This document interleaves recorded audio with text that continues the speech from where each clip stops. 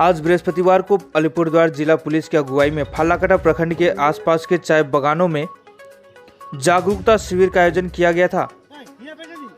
इसी तरह फालाकाटा प्रखंड के 63 चाय बागान फुटबॉल मैदान में भी इस कार्यक्रम का आयोजन किया गया था।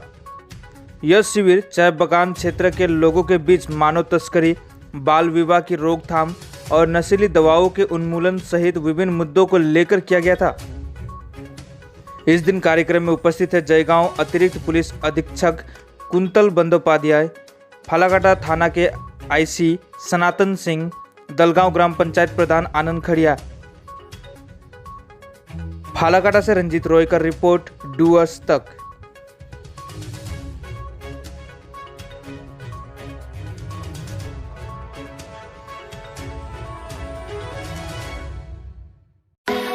वेटेश्वर एजुकेशन सेंटर 10वीं व 12वीं पास युवा युवतियों के लिए सुनहरा अवसर। यहाँ ANM नर्सिंग कोर्स के साथ फिजियोथेरेपी, आयुर्वेदिक और एलोपैथिक कोर्स उपलब्ध है। अधिक जानकारी के लिए दिए गए नंबर पर संपर्क करें।